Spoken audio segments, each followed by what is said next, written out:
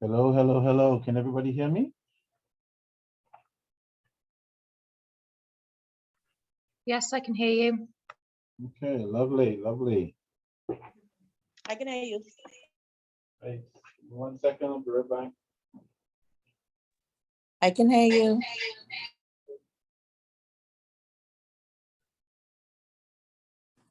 I can hear you.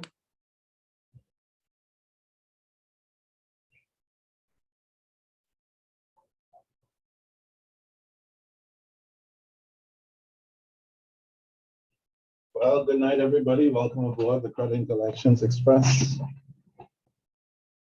I hope you're all ready to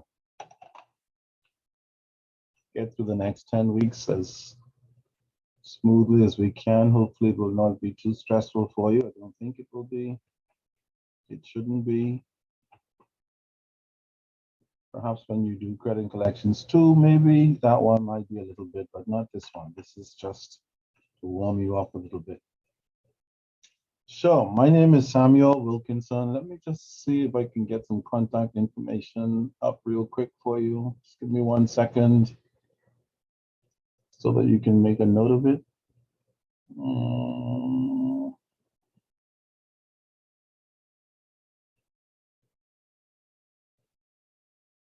Contact.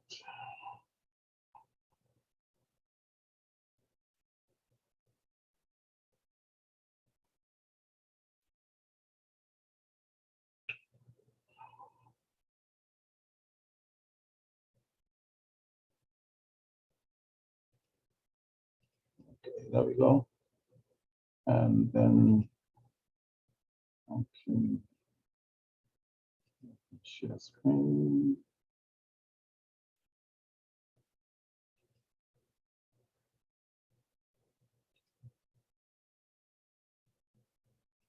Okay, can you guys see my contact information?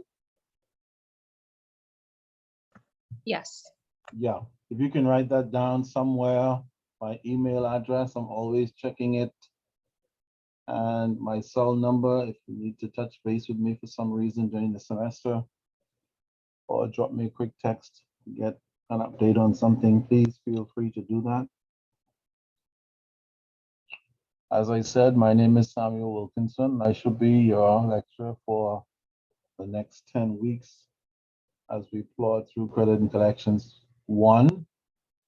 We call it Credit and Collections 1 because there is a second half, another twin somewhere. But we need to get through this one first.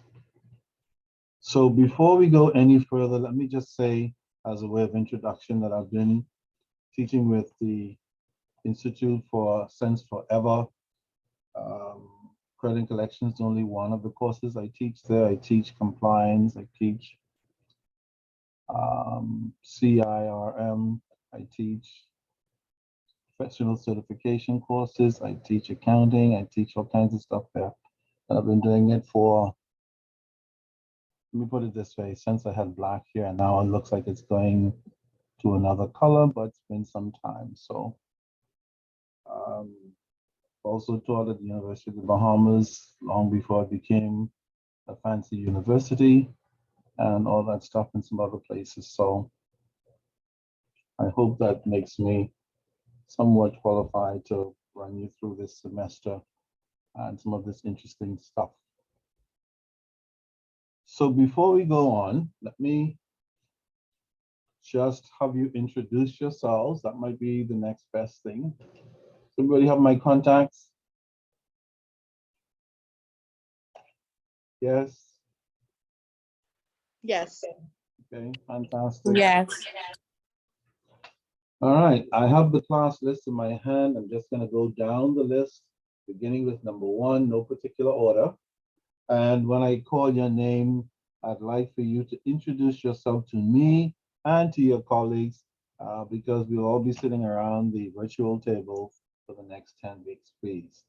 Please say anything you feel like saying. Yes, we are going to be learning about how to lend money and how to collect it and all that stuff, but I like to keep my sessions as open as possible, which means you can talk whenever you want, raise questions whenever you want.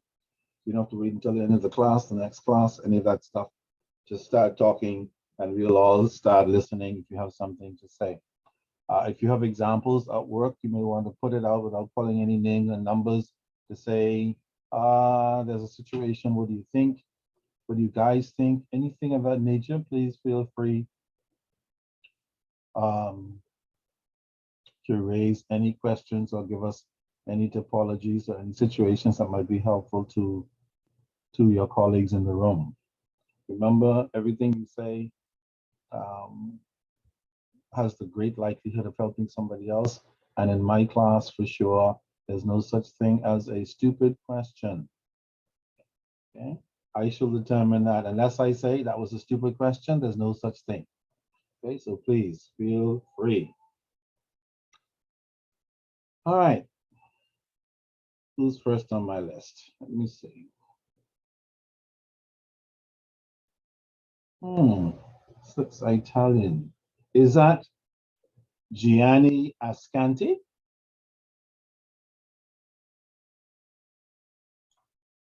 Yes, hello. My name is Gianni Ascani. It's Gianni. I'm from Italy, but I live in Turks and Caicos. Oh, yes.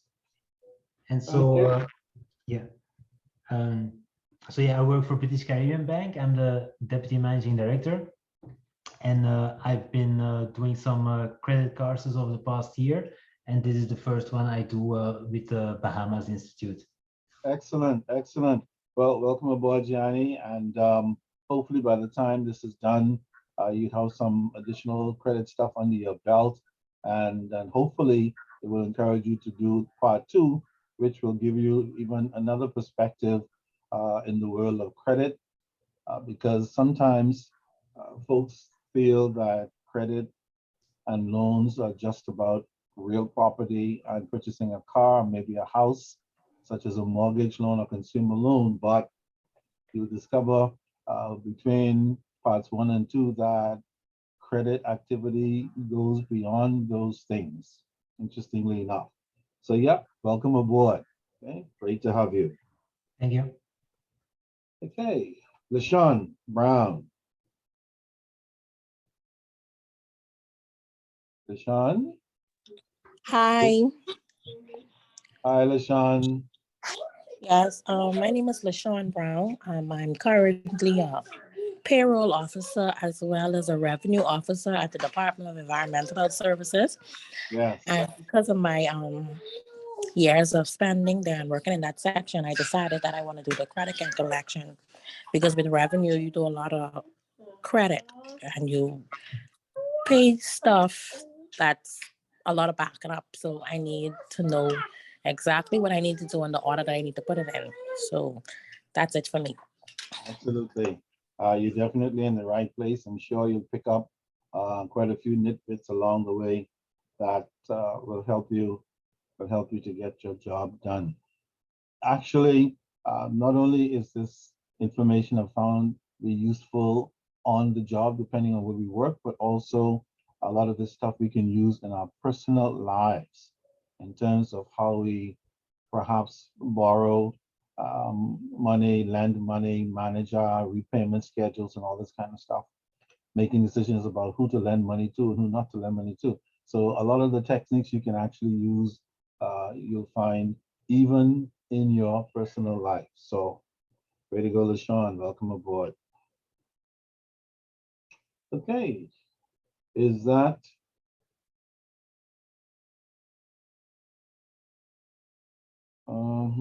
Iruka Curtis? Did I say that? No, it's actually Erica Curtis. Oh, so they spelled it incorrectly here. No, it's spelled correctly, but Really? not like how everyone else spells it.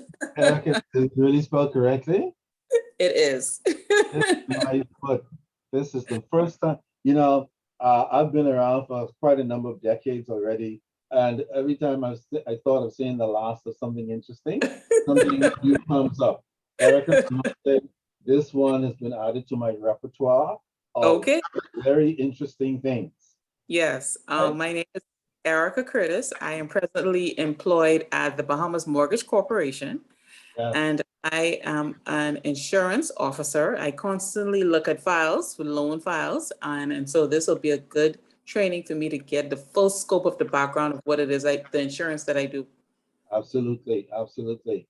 And again, as I already said at the very outset, even though we haven't really started anything formally yet, this particular semester is really going to be what I hope an interesting introduction to lending and collections. And then those of you who are bold enough, and I hope you are, you will go ahead and jump into do the other part, which really takes you into the looking at financial statements, commercial loans, buying and selling in the commercial markets between vendors and all that stuff. A lot of people actually don't even seem to be aware sometimes, I found in my students, that when vendors give each other 30, 60, 90-day credits and beyond for whatever reason, that is actually a major part of the lending process that's going on, or the credit process is going on all over the world. Multi-billion-dollar businesses in terms of credit between vendors, buyers and sellers. Because usually when we think about credit, we think some bank, whether it's retail or offshore, giving a loan to somebody, some entity, and then that's it. Well, you'll discover along the way that that's not it. There are all kinds of other interesting types of credit. So excellent, Eureka. I definitely need to try to remember that particular version of Eureka is unique. Thank you so much, Eureka. Excellent. All right. By the way, Eureka, has the pandemic affected the credit and collections process at the Bahamas Mortgage Corp? Well, actually, what's happening, they've been doing everything via online or on the phone. Right. So it's still working as best as possible. Yeah, all things considered, we all Yeah. battling through it. Absolutely. What about loan payments? Clients complaining a lot about not having the money to pay their mortgages. Yes, we've had a large influx of customers who cannot pay, and Yeah. they've been trying to work with them as best as possible. Yeah. But it's still a lot. Indeed, indeed. These are challenging times for lenders, and depending on the type of lender that you are, even more challenging. All right. Particularly in the case of the mortgage corporation, a lot of people are not aware that the mortgages that are done at mortgage corporation are a little different in context. In principle, they're the same, but in context, they're a little different from the mortgage that's done, say, at Royal Bank or some such bank, because the mortgage corp, as I understand, is a very unique institution in terms of its clientele, and so it makes things a little more interesting for your weekend company when somebody comes in and say, I cannot pay at this time. Okay. And again, all that is part of what we call the collection side of the lending process. Because remember, collections is really kind of the flip side of lending. It's that monster that raises its ugly head when persons can no longer support their loan commitment. And that is a whole other area that requires a certain amount of commitment and skill when dealing with customers who are falling behind in payments, customers who cannot pay because of extenuating circumstances like a pandemic. So it makes the job a little more unique than under normal circumstances. So Erica, I certainly don't envy you at all. I'm sure it must be quite interesting. All right, welcome aboard. Okay. Alfred Ferguson. Are you there, Alfred?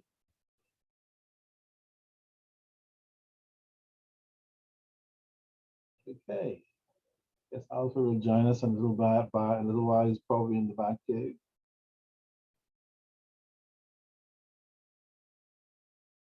Tanika Jackson? Tanika. Tanikia? Tanikia. Tanikia Jackson? Jackson, anyone? Okay. Georgina Little. Are you there, Georgina? Yes, I am. Hi, my name is Georgina Little. I work with Gianni and Joanna at British Caribbean Bank in the Turks and Caicos. I am the credit analyst there, so I do work on loans already, but I'm very looking forward to this course, and I'm continuously doing courses just to keep myself up to date. Sounds good. Sounds good. If you're a credit analyst, you're definitely in the right place. And a lot of this stuff you may have seen in some context, but again, there's always something interesting to find out somewhere along the way in terms of perspective. And certainly, hopefully, your colleagues will have some things to say about their own experiences that might add to their repertoire and vice versa. Certainly, if you can give feedback on some issues as they come up in the jurisdiction that you're in, that will certainly be helpful to persons in this jurisdiction, I'm sure, and vice versa. So welcome aboard, Georgina. We're Thank happy you. to have you. We're happy to have you. Thank Okay, you so much. my pleasure. Chantel, are you there? Chantel Malcolm. Okay, Chantel is probably on her way still. Nikita Minis.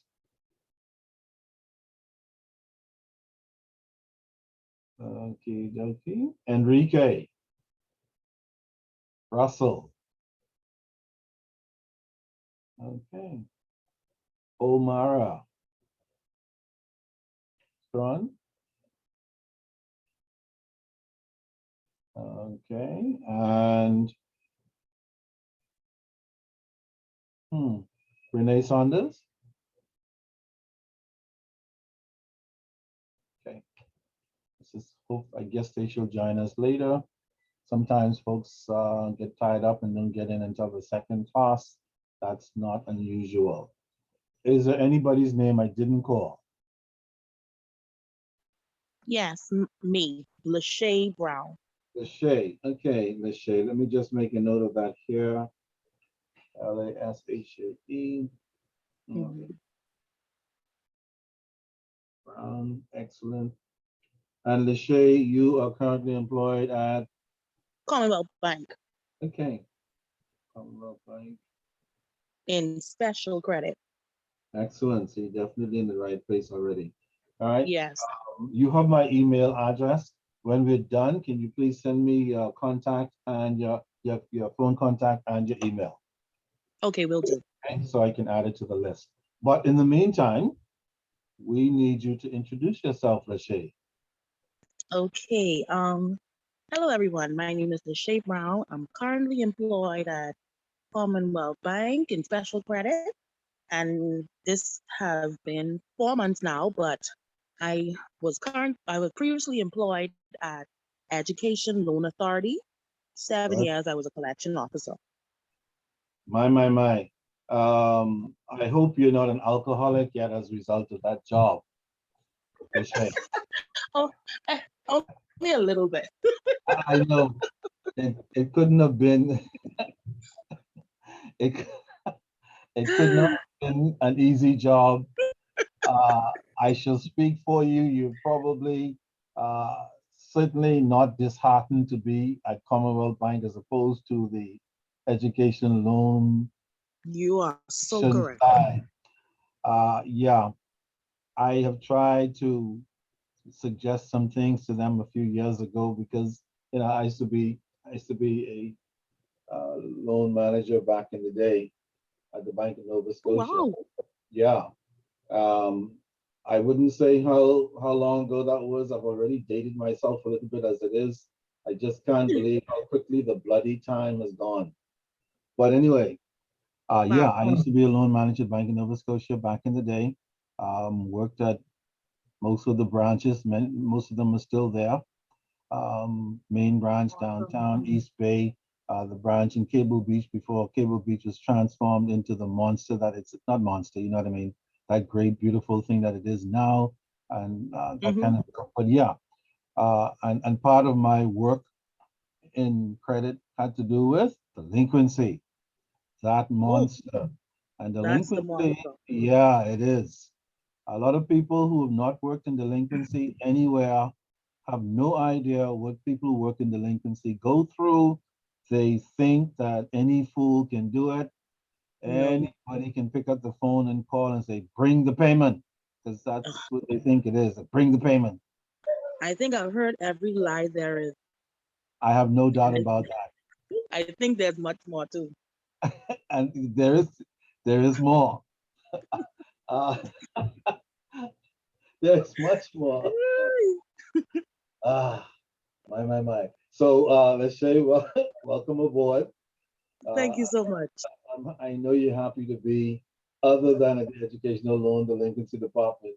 My God. Oh, And the I am problem, so happy to be the Commonwealth Bank. Everything is current, I know, and structured. That's structured. the other thing. Sometimes you Oh, don't mind if it's not current, if it has a little structure to it. But when yeah, you get into environments where it's not structured, nobody yeah, wants it to be structured. You make yeah. recommendations to structure. They get mad at you for requesting, suggesting structure, and the whole Yeah. thing is just really, yeah, You understand. Because I did a absolutely. lot of forensics. I had to do a lot of forensic working to educational authority. And it took I away from the have, collection part of it. I have no doubt about it. Have you ever had your life threatened during that time? I didn't have that. Have you had your life threatened during that time? Most definitely. I whether literally or metaphorically, a lot of people do not understand how serious delinquency jobs can be, depending Serious. on what you are trying to achieve, who is delinquent, and the environment in which you operate. And I say Right. all that just so your colleagues could hear, those who have not had the experience, that there is another side to credit called collections, Yes. delinquency, and they are inextricably tied. We try to disassociate ourselves one from another, but we cannot. Wherever there's credit, there's always collection activity. Wherever there's collection activity, there is always some credit that took place or in existence somewhere. Okay, so they are twins. They are fraternal twins. They don't look alike, but they sure as hell hang out Yes. together. Okay, so welcome aboard, Lachey. And at least while you're doing this course, you can breathe easier. You don't have to deal with no bureaucratic, life-threatening, incredulous flying. Sorry, I just made it a little dramatic so you guys could remember. But it's all, Thank you so much. you're quite welcome. Okay. Who would think that delinquency could be so dramatic? But it is. Okay. All right. So now that we know, I guess we'll meet the others either before we break this evening or when we come back next week. Usually the first night of class, I don't get into all the blah blah blah. I just kind of do the introductions and do a little housekeeping so that we know where we're going. So let me just. Hi, Samuel. Sorry, I just wanted to say that actually we have Joanna Stanford here as well, but her microphone isn't working. She's introduced herself in the chat, so, but Oh, she also works with us, but she won't be able to talk this week. So, but next week we'll have it sorted for her. Okay, excellent. Let me just add it to the list then so she can be indicated as present. Okay. So that's, let's see. Joanna, is it Joanna? Yes, correct. Okay, Joanna Sanford. Okay.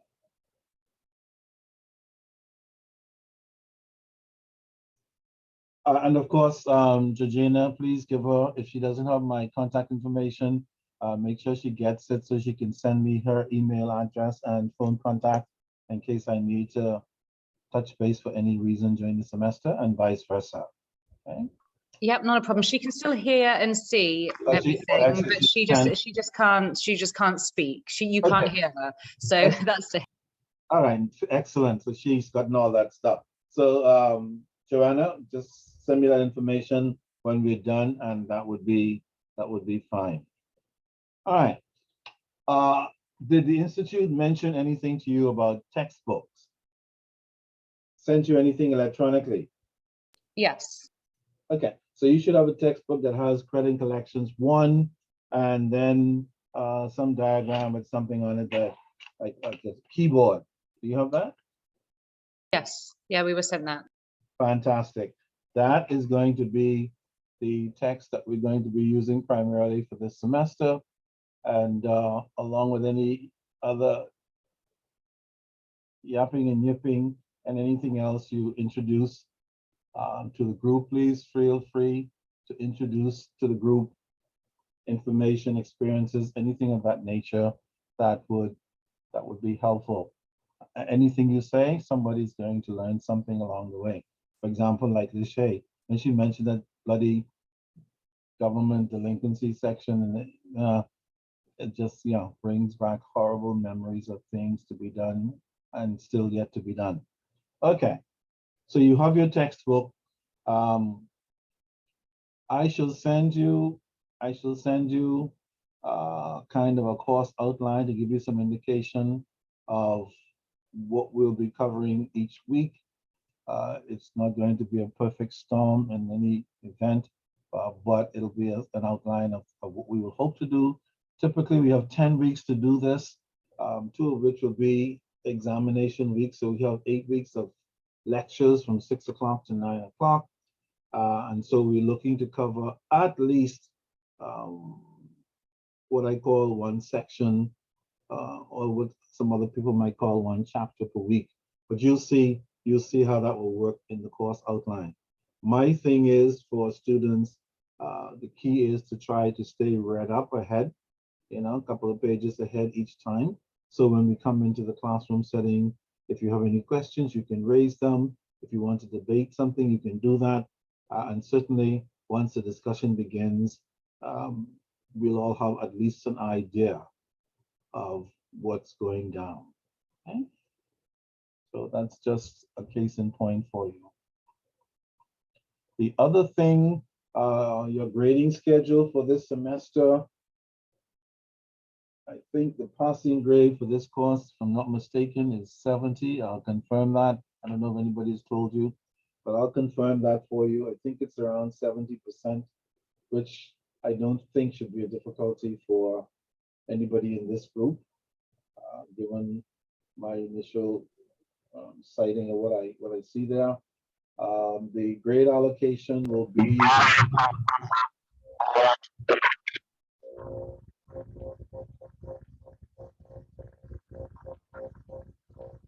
somebody's mic. I'm just waiting. Somebody's mic is open. Okay. Can you still hear me, everybody? Yes. Okay, great. With regards to the grade allocation, you will have a midterm exam and a final exam. I think we'll be covering about most of the midterm exam will probably be on credit, and then the final exam, which will not be cumulative, will be on any remaining credit concepts that we don't get to cover in the first half, along with some fundamental collection activity concepts in the second half of the semester. So the examination will not be cumulative. Once you've done the first part of the exam in the midterm, which will be primarily credit, then you'll have your final exam, which will be primarily collections, maybe a few extra credit concepts that we may have missed before the midterm exam. Midterm exam will be 40% of your grade. Final exam will be 40% of your grade, pretty balanced. The other 20% is going to go like this. 10% of that 20% will be allocated to encourage you to come to your classes and participate in whatever discussions we may have to whatever extent possible. It's not designed to say you're forced to say something. Doesn't mean that if you don't say anything, the world will come to an end. It will not. That's just to encourage you to make your classes and to jump in whenever you feel like doing so. The other 10% has been reserved for what I call an assignment paper, which I shall give to you before next week's class, so that you can get started as early as possible. It's kind of a research paper, but it's not a thesis type paper where you lose your mind in trying to find out about the world and then some. It's not that kind of paper. I will have the details on the expectations. I think it's something like 5 typewritten sheets and stuff like this, just so that you can go out and do some work on your own with regards to credit collections and be as creative as you can be. I'm not putting any restrictions on any limitations. I'm going to ask you a straight up question on credit collections and then let you go off and be creative. That's the whole point. All right, within the parameters of the instructions that will be given for that paper. So that's another 10% that will be available for you if you get that paper done. I should give you more details about when it's due, etc., in our next session. So that's how your grading schedule will look for this semester. Any questions at this point? Okay. Of course, if you think of anything along the way, please feel free to raise them. I'm sure as we go further, that will become more and more apparent. And when you get an opportunity to begin reading your text, I'm sure you might have some issues you may wish to raise. Please feel free to raise them. We learn a lot of interesting things by chattering, chit-chatting, raising apologies about things at work or somebody else's job or somebody else's jurisdiction. Anything that you want to raise that would be helpful either in answering any concerns you might have or your colleagues in the classroom, I can assure you it will be very helpful. As a matter of fact, every now and then, even me, I learn some interesting things because there's always something to learn, especially when folks are talking about their personal experiences. It's a great learning tool for others who are listening in. All right. So I think, I believe I've covered all of the key things that are most important initially. Again, if you think of anything and it cannot wait until next Tuesday, send me an email. If it can wait, make a note of it. Let's talk about it next week. In the meantime, tonight is probably going to be the only night that you get to go home early. So beginning next week, Tuesday, we are going to be well into our discussions with regards to credit and collections.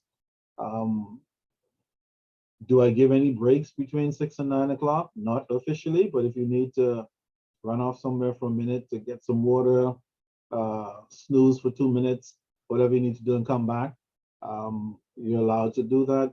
What I tend to do with my lectures is just keep going on and on and on and on and on until around 8:30, quarter to 9, unless of course we have something that we really need to go a little further on to finish up without breaking in the middle somewhere. And then I say, okay, somewhere between 8:30 and 9 o'clock, we'll break because it's been a long evening already, something like that, okay?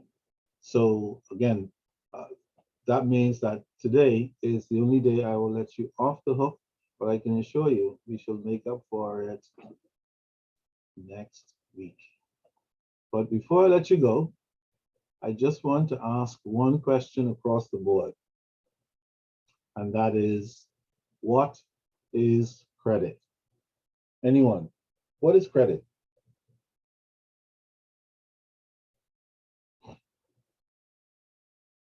Anyone?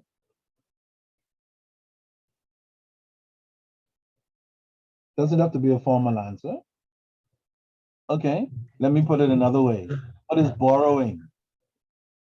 It's a financing that you give to people who want to use the funds for to buy something, whether it's a house or a car. Absolutely. Credit is a form of financing where somebody lends money, like a lending institution. Another person is borrowing that money, and they will use that money to purchase typically some asset or do some other thing that they decide to do, pay a medical bill, build a house, go to Waikiki, get married, uh, adopt children, whatever it is they're doing with the money. And then the key thing about credit is the borrower gets the money now and then makes a great big promise to the lender. Like, I swear, I'll sign your promissory note. Whatever you tell me my payment responsibilities are, God knows I'll pay. And so the unique thing about credit is that the borrower gets the benefit now and gets to pay the balance in the future. Now, the fact that the lender has to wait to be paid creates a very unique risk for any lender. So, for example, if you're lending somebody $500,000 to purchase a home, that mortgage typically will run for 20 or 30 years, which means that as a mortgage lender, it doesn't have to be 500,000, it can be 100,000, 300,000, whatever the cost of the home is. But it's going to be a long-term loan, long-term, in this case, mortgage. And so now the lender has to make a determination as to whether or not they want to take the risk of putting X amount of dollars out there for 20, 25, or 30 years, which makes mortgage lending significantly risky, as opposed to, say, a car loan, which is paid off in 5 to 6 years, or a vacation loan, which is paid off in 1 year, or a school, university, college loan, which can be paid off in a couple of years. Okay? That mortgage loan is going to be out there for a long time. Sometimes the mortgage loan will outlive the person who gave the mortgage loan, so long it's out there. And so the longer it's out there, credit becomes more risky. And that's really the bottom line about credit and credit risk. Lenders are always thinking, how much risk am I prepared to take with a particular customer, client? Should I do it? What will I base it on? What criteria do I need to consider? And we will be looking at all of these kinds of things, because at the end of the day, our objective in this semester, as it is in the next part of the course that hopefully you will do, is to find out what things does the credit and collection officer have to consider, lender, manager, whomever it is, analyst, before agreeing to do a loan, to give credit, to have somebody borrow the money. Okay. Now, if you're lending somebody $50, that's not a big problem for most of us, even though some people get into fights for $50 if they're not paid. Sometimes it's worse. They do more than fight for a lousy $50. So it gives you some indication of how serious lending and delinquency could be, even for what most of us might call a lousy $50. So therefore, if that has the potential of blowing into, God knows, an incredible situation, imagine what lenders must be thinking when they're giving out hundreds of thousands and millions of dollars in some instances to finance all kinds of things. Okay? And so we're going to be looking at some of the criteria. What is it that lenders think about before they give their money? What kinds of things do lenders do to try to ensure that the risk that they're taking is a good one? Or even though we make provisions for risk, what provisions are we making to keep our risk to our losses to a minimum? These are all the kinds of things that lenders think about depending on what part of lending we're involved in. Okay. So remember we said earlier, there are all kinds of different lending activities. It's consumer loans, mortgage loans, commercial business loans, and some people have come up with all kinds of creative types of loans. I don't know if any of you are familiar with the housing crash back in the, when was that, the 80s, was it? When the major leading investment companies packaged all these investment packages against the collateralized properties that they held, and then everything went bust and all hell broke loose and the world went into a recession.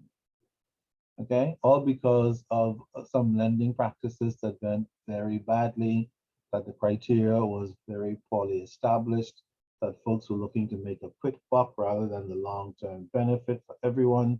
And so all of these things, believe it or not, are things that are involved in lending specifically. And of course, when things go badly, of course, the collections department, the delinquency department, the procurement department, some people call themselves, have to now step up to try and find some way, God forbid, to get the resources of the lender back into the lender's coffers. Sometimes that is easier said than done. And as you'll see when we get to the delinquency side of things, sometimes we are successful in doing that, and sometimes we are not.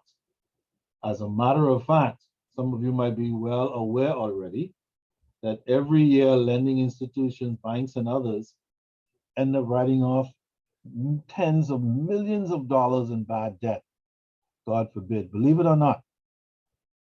Okay, it's not just a little credit card that you can't collect $5,000 on that you have to write off, or maybe somebody skipped town and that $15,000 unsecured loan that you gave is now in jeopardy. You can't get the money and all this kind of stuff. We have institutions that are writing off tens of millions of dollars per annum in loans that went sour for one reason or another. Okay? God forbid what the losses were during the last 2 years of the pandemic. Okay? Because even in what we call non-pandemic periods, companies suffer significant losses as well. Of course, they make a lot of money too. Let's not forget that. Otherwise, the lending process would have quit a long time ago. So that, yeah, while they make significant amounts of money in terms of revenue and income, they also suffer significant losses that are oftentimes written off against that.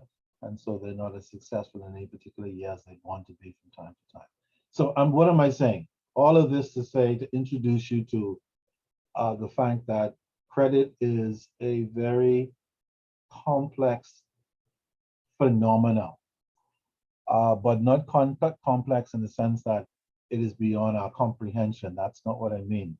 It's just that it involves a whole lot of this and that and the other in terms of how much of this are we going to do to make a profit, and how do we go about keeping our losses in the lending arena to a minimum. Okay? And that is the challenge for credit people and delinquency people every single day. Okay? How do we maximize our profits through lending? And how do we minimize our losses by making sure that delinquent accounts are collected and collected quickly? Okay? So I just wanted to throw that out as an introductory set of remarks with regards to credit. And when we come back next week, we will jump right into our discussions about credit and all of the wonderful things involved in the process, and then we go forward. All right. Does anybody have any questions, feedback, concerns at this point? Did you think of anything while I was yapping along? All right, wonderful. Then in that case, those of you who are diligent, you can use the remaining class time to begin reading. How's that? Those of you who are tired can use the remaining class time to say, I'm not reading a bloody thing It's been a long day. I'm just so happy to be able to get out of this bloody class a little bit earlier tonight. And it will only be tonight because we're going to be back in the saddle when we come back next week. All right? Are you still there? Yes, thank you. Yes. Wonderful. So you guys have a safe uh, week, and please come back in one piece next week. They tell me that the virus is still everywhere, busying itself, trying to see whom it can devour. So please continue to take precautions. Go ahead and start reading The Wonderful World of Credit. And when we come back next week, we're going to jump headfirst into the material. Have a great week, and I'll see you then. If you think of anything, you have any further issues, anything of that nature, please send me an email. I'm checking it all the time. Please feel free. And take care. I'll see you next week. Thank you. Bye. Bye-bye. Take care. Okay, thank you. Bye, welcome. Take care.